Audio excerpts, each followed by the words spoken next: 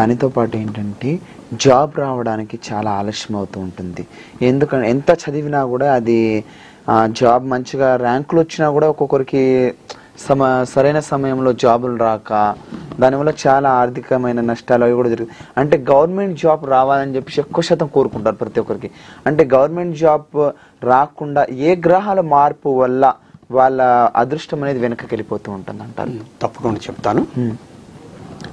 పూర్వకాలంలో government job వచ్చిందంటే ఇక జీవితంలో సెటిల్ అయిపోయినట్లే. 20 ఏళ్లకు 25 ఏళ్లకు గవర్నమెంట్ జాబ్ వస్తే 58 ఏళ్ళు 60 ఏళ్ల దాకా ఇక దిగులు లేదు. పవర్ఫుల్ యూనియన్స్ ఉండేవి.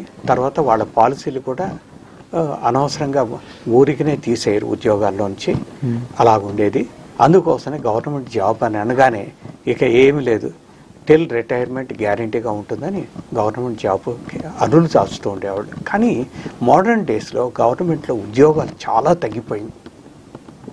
అంతేకాకుండా private ఆర్గనైజేషన్స్లో reputed organisation Infosys, ఎల్&టి, Wipro, tech Mahindra, TCS ఇలాంటి వాటిల్లో రెప్యూటెడ్ ఆర్గనైజేషన్స్లో ఉద్యోగాలు గవర్నమెంట్ బ్యాంక్సే కాకుండా ప్రైవేట్ బ్యాంక్స్లో కూడా ఉద్యోగాలు దొరుకుతున్నాయి. ఒక దాంట్లో ఉద్యోగం పోతే ఇంకో దాంట్లో దొరుకుతున్నాయి.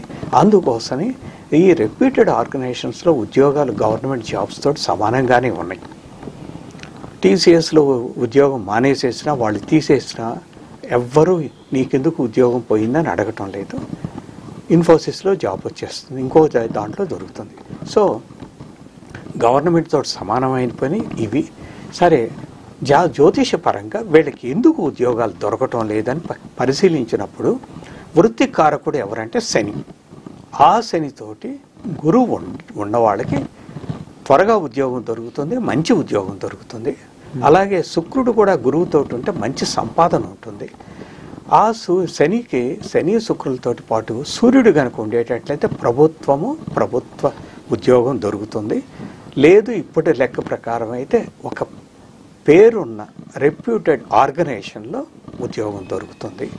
అయితే మీరు అడిగారే, క్వాలిఫికేషన్ ఉండి కూడా వాళ్ళకి చాలామందికి సబ్జెక్టులు చదువుకున్నాము, క్వాలిఫికేషన్ ఎక్వైర్ చేసామని అంటారు, కానీ సబ్జెక్టు గురించి వాళ్ళకి క్షుణ్ణమైన అవగాహన లేని వాళ్ళు నా దగ్గరికి అనేక మంది వచ్చారు.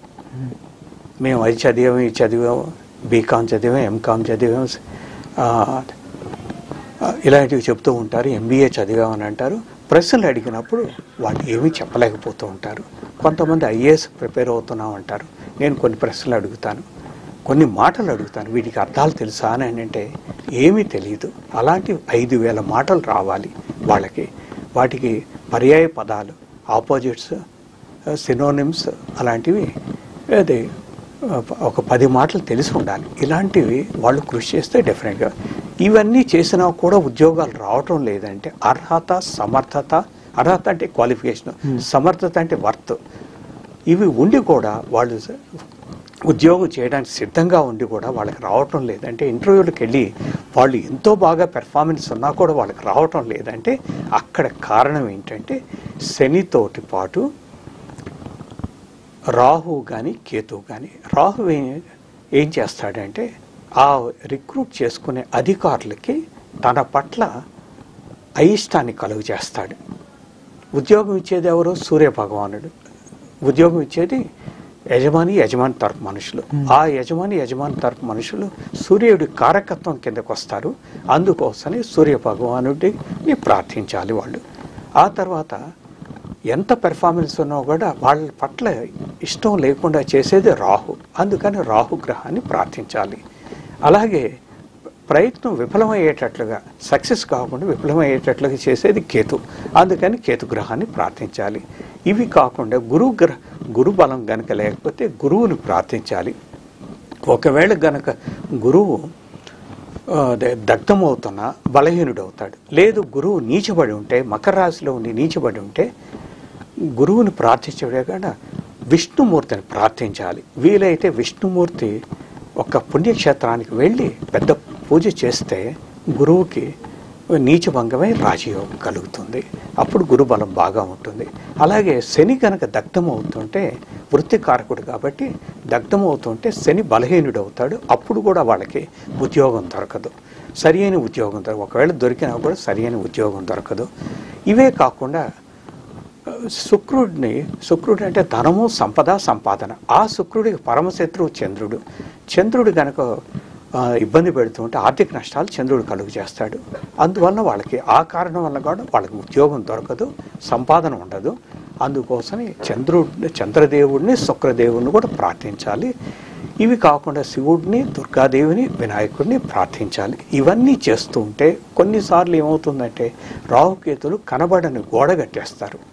కొంతమంది నా దగ్గరకు వస్తారు, 2.5 ఉద్యోగం పోయి 2.5 సంవత్సరాల నుంచి నేను చాలా సఫర్ అవుతున్నాను, సంవత్సరం నుంచి సఫర్ అవుతున్నాను, నాకు ఉద్యోగం దొరకటం లేదు. వాళ్ళకి ఏమి సమస్య ఉందో చూసి ఇప్పుడు నేను చెప్తూ ఉంటాను, వాళ్ళకి నెల రోజుల్లో ఉద్యోగాలు వస్తూ ఉంటాయి. అందుకని ఇవి ఫాలో అయితే, అంటే వినాయకుడిని, శివుడిని, పార్వతీదేవిని, విష్ణుమూర్తిని, లక్ష్మీదేవిని, సూర్య భగవానుడిని, గురువుని, చంద్రుడిని, శుక్రుడిని, ఆ తర్వాత శనిదేవుడిని, రాహు కేతువుల్ని, వినాయకుడిని, దుర్గాదేవిని, శివుడిని ప్రార్థించుతుంటే వాళ్ళకి తప్పకుండా ఫలితం జరుగుతుంది. అలాగే గురుగారు ఉద్యోగం వచ్చినా కూడా అక్కడ నిలకట ఉండకుండా